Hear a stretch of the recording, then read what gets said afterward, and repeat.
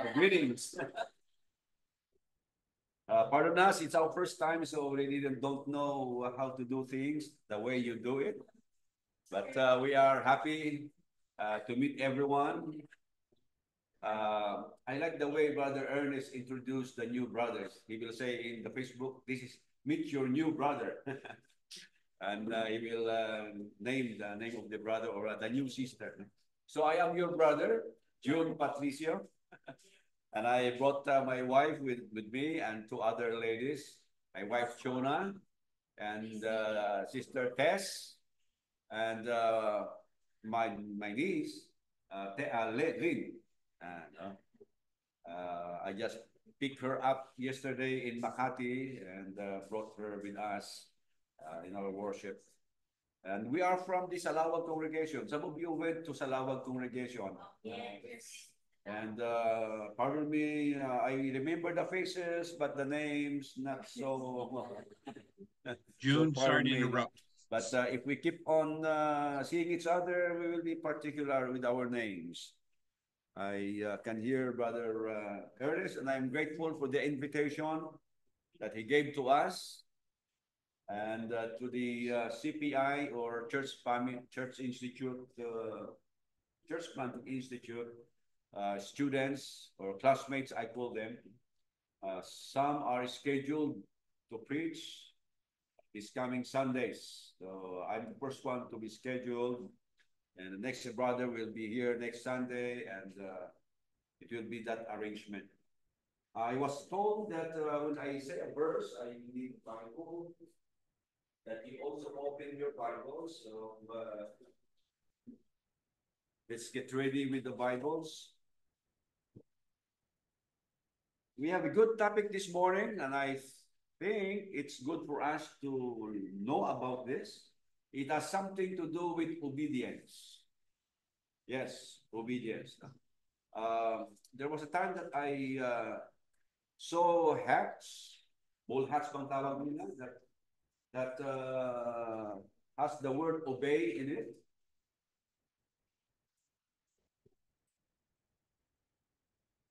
Yes.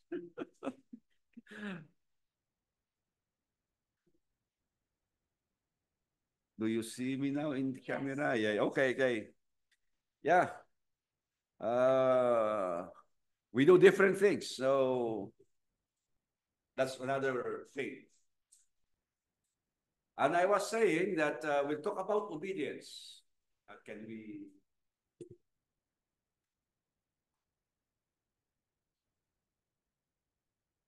Our verse for this morning is found in Hebrews chapter 5. And I like what you are doing here. You're opening your Bibles.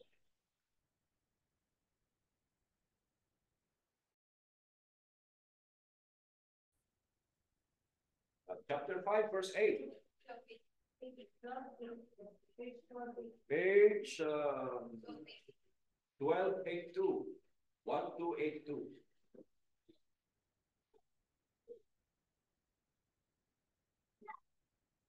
Okay, if you are there, you can read with me. The verse says, although he was a son, he learned obedience through what he suffered, and being made perfect, he became the source of eternal salvation to all who obey him. Talking about obedience, our greatest example is no other than the Lord Jesus Christ himself. And the verse says, even though he was a son. Why? Being God, he is equal with the Father and the Holy Spirit. And he is not obliged to obey, neither. But for him to be an example to us, he became a son and became obedient. And it says here that he became obedient through what he suffered. I'd like to have an eye contact with you, but I will miss the camera. Okay. Yeah, yeah. Yes. Jesus Christ was able to obey the will of the Father, or should we say the plan for him to come, by becoming a man, by becoming a son. And we can read that in Philippians chapter 2, verse 8 and 9. Philippians 2, 8 and 9, and you will have to read this book in Hebrews chapter 5. Philippians 2, 8 and 9 is page 1257.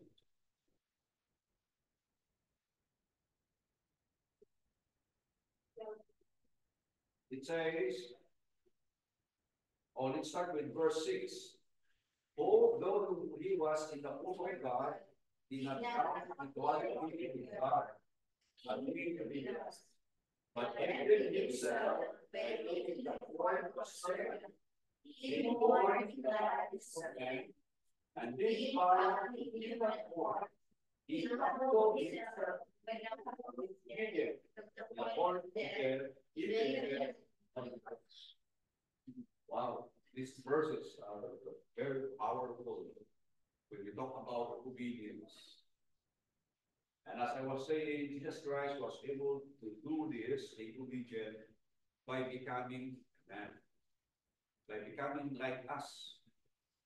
And that's why he suffered the things that people did to him, even to the point of death on the cross. But being God, he is powerful, he is all powerful, all present, and all knowing.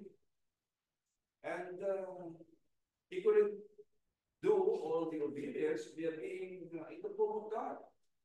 But the verse said, he limited himself, taking the form of man just like us.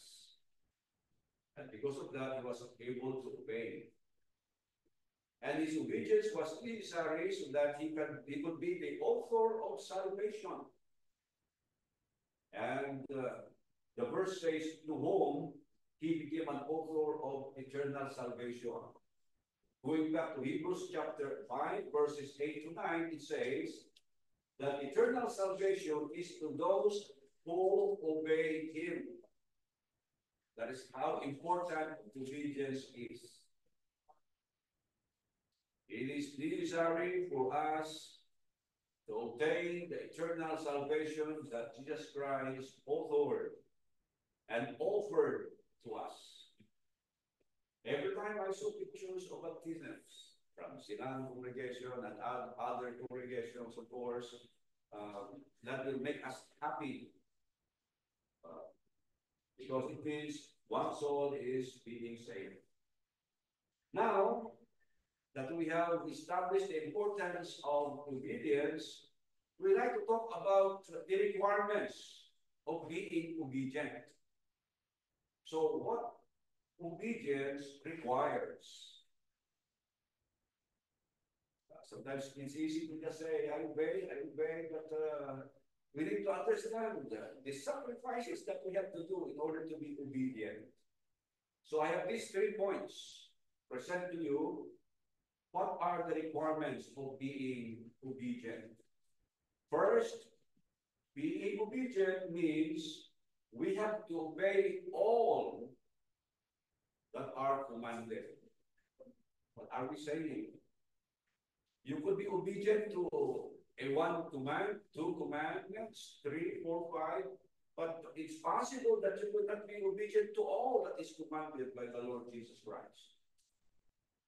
Let's check Matthew chapter 28. The popular Great Commission commanded by the Lord Jesus to his disciples, the apostles first, and then to us also, who became disciples later. In chapter 28, verse 18 to 20. I think I'll just read it myself. Just read it for yourself silently.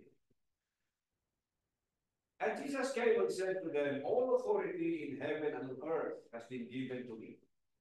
Go therefore and make disciples of all nations, baptizing them in the name of the Father and of the Son and of the Holy Spirit, teaching them to observe all that I have commanded you, and behold, I am with you always to the end of the age. It is the Great Commission. It's probably will say the greatest commandment of the Lord Jesus to mankind. For the disciples, he said, go make disciples of all nations. And for men to become his disciples, they need to be baptized in the name of the Father and of the Son and of the Holy Spirit. And those who are baptized become disciples. And in verse 20, the Lord said to the disciples, teaching them to observe them, those who became disciples, those who were baptized, just like us. Jesus said, teaching them to observe all things that Jesus Christ commanded his disciples. And the same commandment will be brought down to those who will be becoming disciples of the Lord throughout the ages. But take note of the commandment. Observe all things. Which means we cannot choose from the commandments which to obey. All should be obeyed. One reason probably is because the Lord commanded that we should love him with all our hearts, with all our minds, with all our strength, and with all our soul.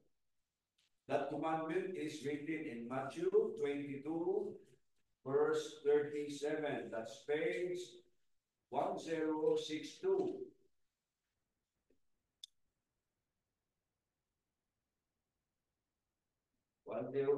Says, and he said to him, you shall love the Lord your God with all your heart, and with all your soul, and with all your mind. See, the Lord wants us to love him with all of what we are. So we cannot just choose the commandments we want to obey. The Lord wants all of our hearts, all of our soul, strength, and mind. And loving the Lord means obeying his commandment. What is that verse? It's a popular verse in John chapter 14, verse 15. When we say we love the Lord with all our heart, soul, mind, and spirit, that means we have to obey him of all his commandments.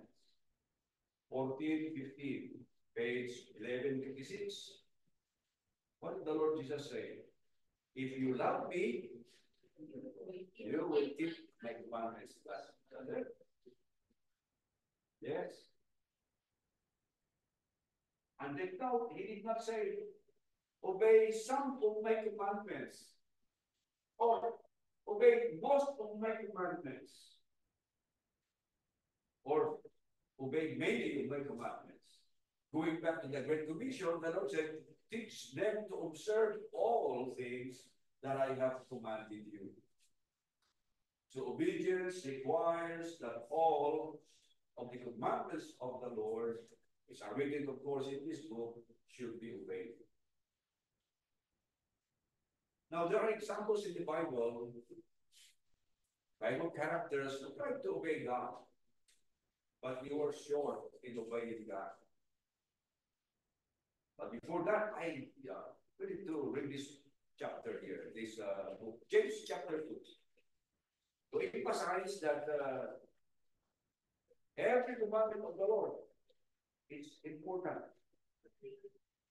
We cannot afford to miss one. Because missing one of the commandments would mean missing it all. James chapter 2, verse 10. What is James? That's Hebrews 8, chapter 2.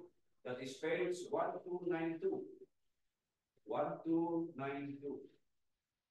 Chapter 2, verse 10.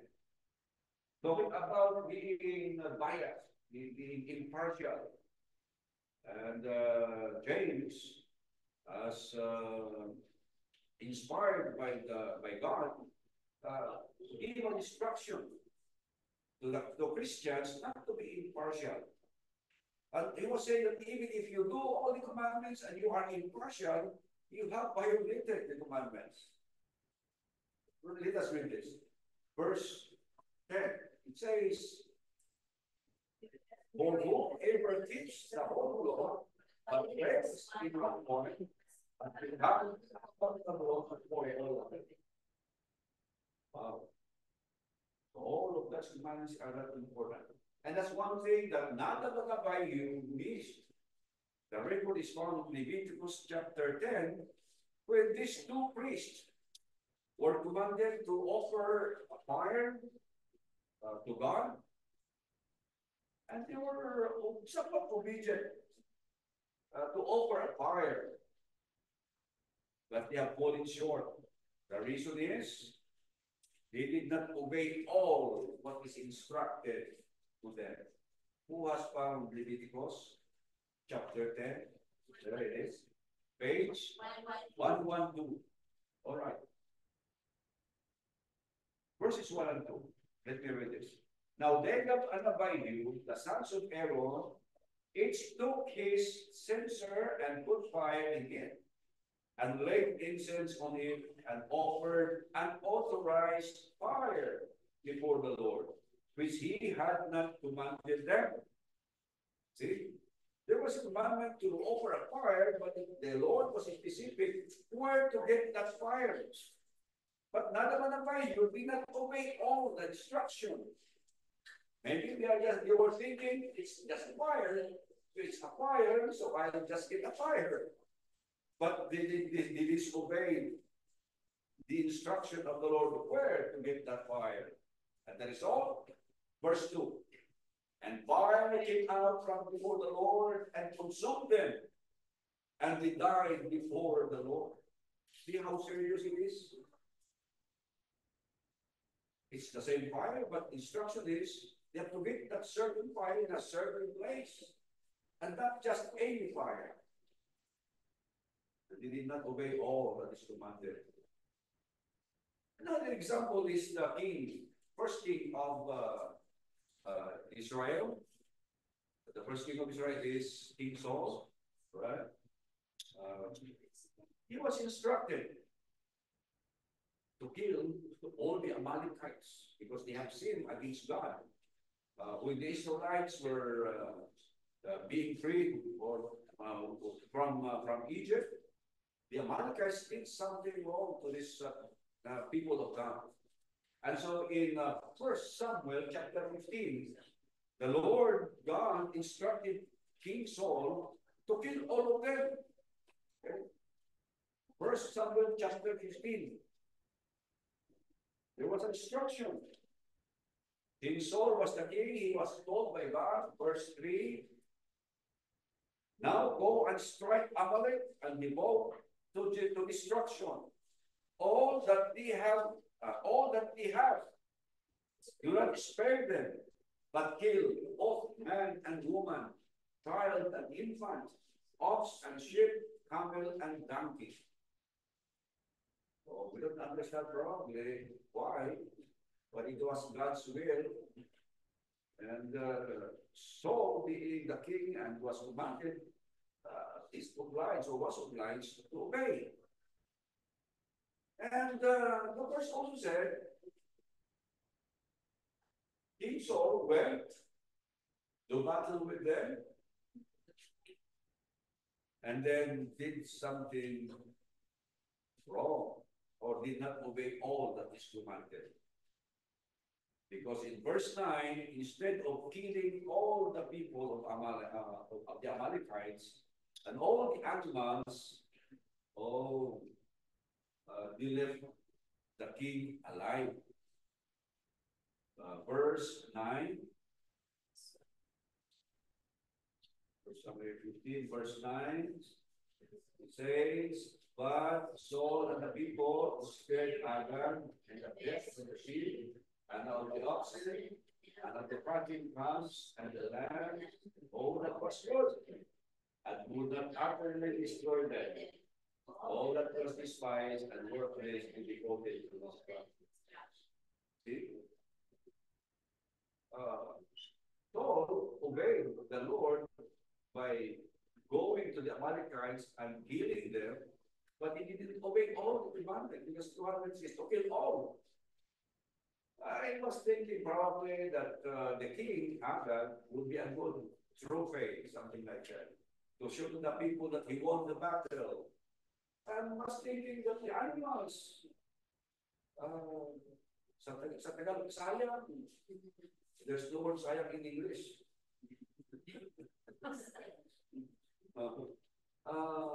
They wanted to do something about it. Maybe offer those animals. So they were thinking that they have a better idea than the Lord. But the commandment is to kill all.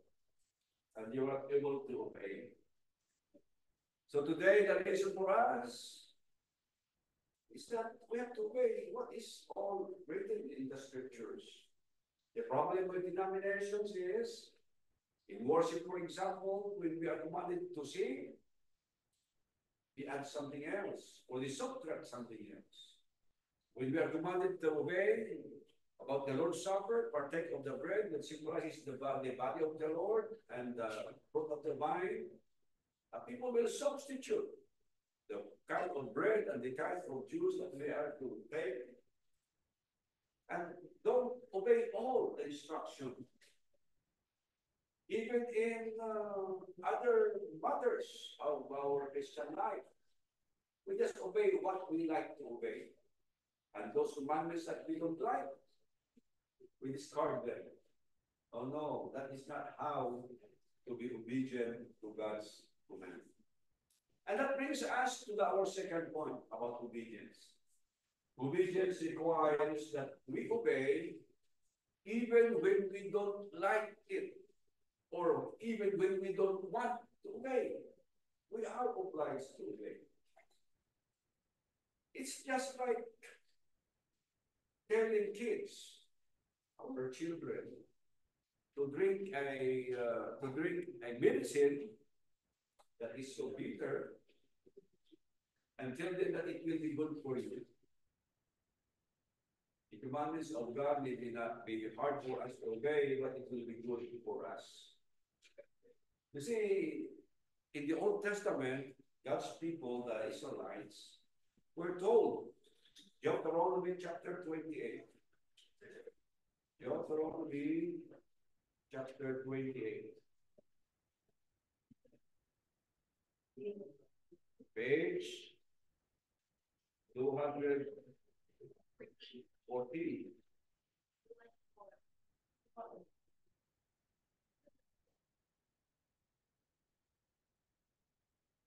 God told the Israelites that if they obey, they will be blessed.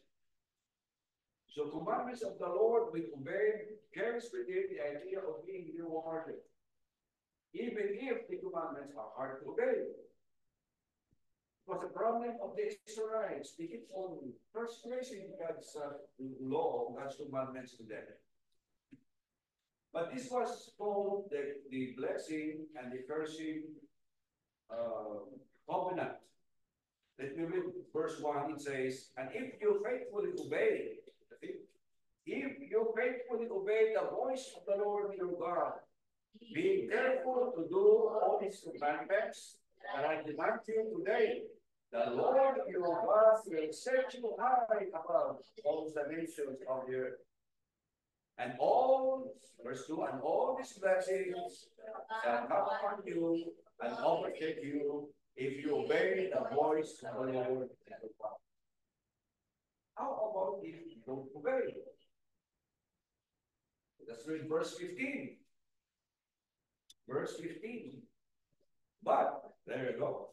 But if you will not obey the voice of the Lord your God, or be careful to do all his commandments and his statutes that I command you today, in all his churches shall come upon you and overtake you. So am I right? That is, we are obliged to obey even if we don't want to. That's what obedience requires. Because if we don't want to obey, if we don't obey what the commandments that we don't like, then we will be cursed just like the Israelites. Some Bible characters tried this. Very popular Bible character. He was commanded to go to Nineveh, and he went to Tarsus instead. And he thought he could escape from God. But he did not. He cannot, and he could not. On his way to Tarsus, there was a storm, and the solution to the storm is for him to be thrown down the sea so that the sea will come down, or the storm will come down. And while at sea, a big fish swallowed him and spewed him out in Nineveh. You see, Jonah is, he didn't think that the people there are worth saving Nineveh. He wanted them to be lost. But God wanted those people to be saved. As he commanded Jonah to go there in Nineveh. So he tried not to obey a commandment of the Lord. And he was cursed. However, the opposite. Abraham was commanded to offer his son. And who would like to offer his son? Especially that Abraham had only one son, Isaac. But God tested him, how obedient he was. So in Genesis chapter 22, he was ordered, go and offer your son.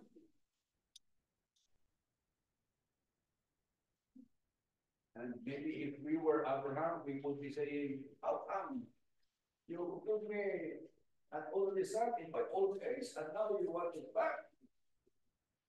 But you see, Abraham was obedient to God. Genesis chapter 22.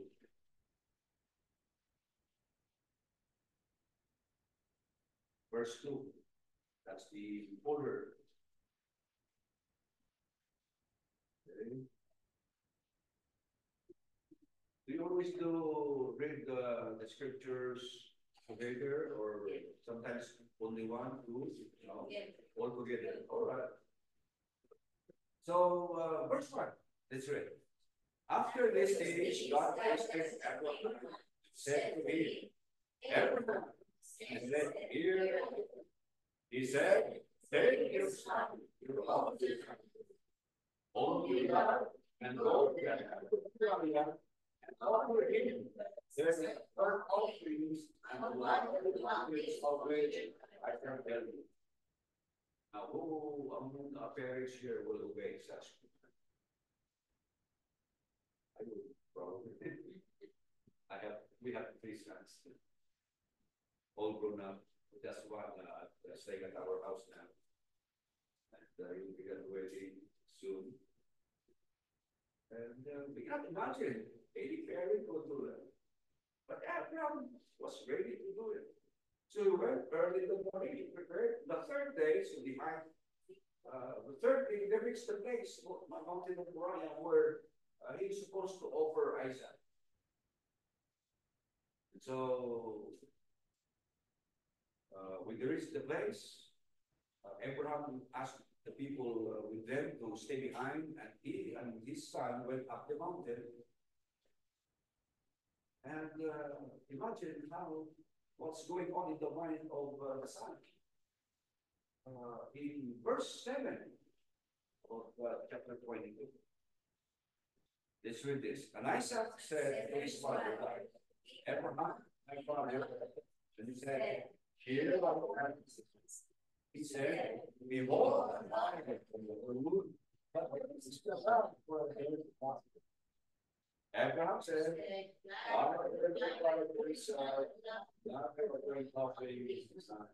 so they went along and but you think that the question of Isaac wouldn't break the heart of a father like Abraham?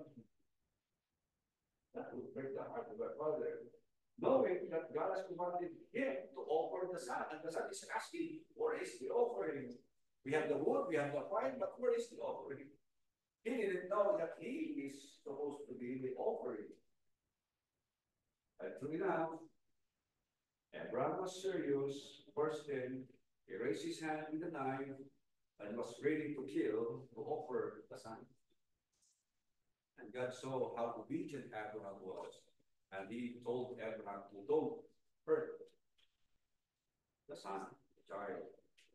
And God indeed provided a ram for Abraham to offer. See, a blessing comes after obeying a commandment that no one would like to do. Just Abraham.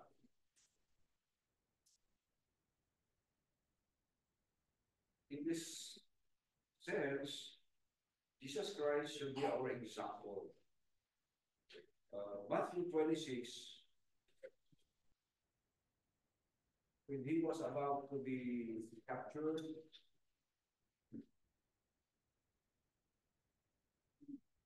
he went to the Garden of Gethsemane, chapter 26. With his barkada, Peter, John, and James, he went to the garden to pray. Right? And then he left those three in one area and he went ahead and prayed by himself. And what was his prayer? Verse 39. Page 1068. And going a little farther, he fell on his face and prayed, saying, My Father, if it is impossible, that this cup pass from me. Nevertheless, not as I will, but as you will. That should be our attitude regards to God's will in our lives. We have our own will. We have our the things that we like to do, but God has something else for us. Now, the Lord Jesus, being man, I would say that he was already suffering mentally, knowing when is he going to die, and how is he going to die. Just like the prisoners, when the lethal injection was still binding. I've been serving in and out of the New Believing prison since 1988. And well, since then, only few had capital punishment. But imagine, those who were sentenced to die, they know what day are they going to die, what time, and how are they going to die. So before that day, they're already suffering. And stories were told that even when you were given the best foods, most delicious foods, they will not enjoy it. And that's what I'm thinking when the Lord Jesus Christ was praying. He knows when is he going to die and how. So he was asking, if possible, let this suffering pass from me. Being human, we don't want to suffer. Nobody would like to suffer. Instead, those people who enjoy suffering, there are those. But Jesus Christ, the Lord said, thy will be done and not short. Very good principle when you talk about obedience to the Lord. We obey even if we sacrifice obedience. And here's another thing, another principle in this time. Obedience requires that we obey even if others won't. Right? It is very easy when everybody is obeying. But how about if not all are obeying? See, this is very common principle. Everyone is doing it, so let's do it. Right? Majority is doing it, let's do it. Many are doing it, so let's do it. It's very common among men. But you know what? The Bible says otherwise. Bible teaches that majority is not always right. Matthew chapter 7, verses 13 to 14.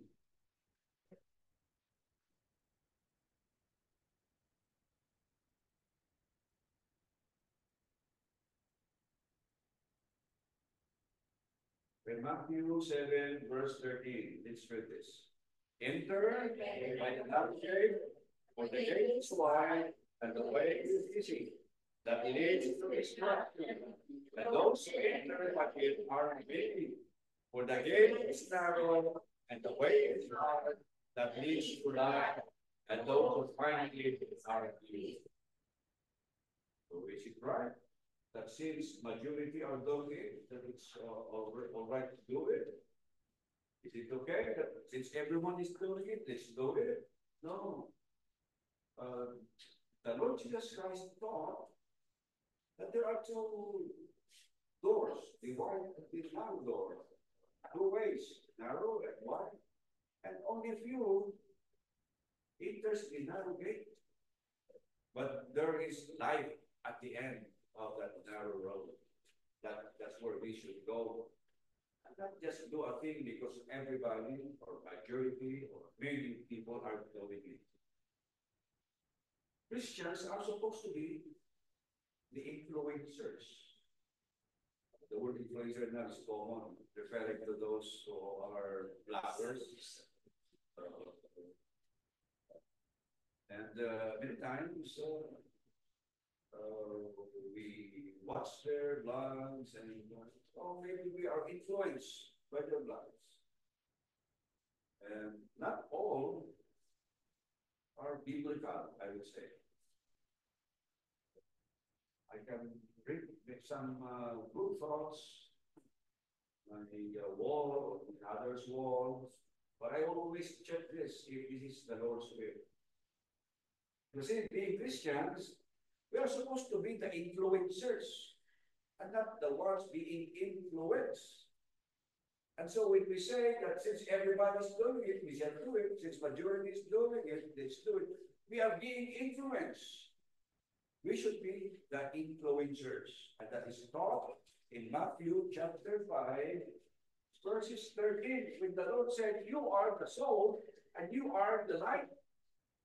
And it's read this, Matthew 5, verse 13. You are the salt of the earth, but the salt has lost its taste. How we are restored? It is no longer good or tainted, except to be thrown out and trampled under people's feet. You are the light of the world. A city set on a hill cannot be hidden. Nor do people like that to put it under a basket, but on a stand, it gives light to all in the house. In the same way, let your light shine before others, so that they may see your good works and give glory to your Father who is in heaven. Right? Being the light, when we go to darkness, the darkness will be lightened. Being the soul, with this world that has gone wild and does not taste good, when we go there, the world will taste better. We should be the influencers and not being influenced by the bad thoughts and actions of this world. So, we have to obey, even when we are the only ones obeying God's command. Noah, in his time, all people were so wicked. And we can read that every intent of the thoughts of the hearts of men are so evil. But Noah found grace in the eyes of the Lord. And after that, when they reached Canaan and Lot, his nephew, lived in Sodom and Gomorrah. Again, majority of those people were wicked. And only Lot and his family were righteous in the sight of God. So God burned Sodom and Gomorrah, but saved Lot and his family. All of them were supposed to be saved. But the mother, this is Lot. Look back. And you wonder why she looked back. She was thinking of her house, of her laundry, of her kitchen. We don't know really, but she was instructed not to look back. If she was obedient, she should not have looked back. But she did. And so this brings us, brothers and sisters, to our conclusion. A missionary once said, if the Lord will tell me, for me to be saved, I should swim the Pacific Ocean across. It's impossible. But the missionary said, I will do that. That shows the spirit of being obedient, right? He knows he cannot do it, but since the Lord will tell him that, or told him that, he will try to do it. We are happy that the Lord does not require us to do things that we don't, or we can't do it. Our salvation is by grace, through faith. Ephesians 2:8-9 says, for by grace you have been saved through faith. Romans chapter 5, verse 8, Apostle Paul, the inspired Apostle Paul said, even when we were yet sinners, Christ died for us. We don't have to obey the commandment that is impossible for us to obey. The Lord Jesus Christ did it all for us, paid it all for us. And it's what we read in the Scriptures words for good. Reaching the lost is the business of every Christian. And we can share the same thoughts. The Lord does not require us to swim across the Pacific Ocean or to punish ourselves just to be saved. We just have to receive the grace of salvation. And we just have to be obedient. Obedient even when, obedient to all that is commanded to us.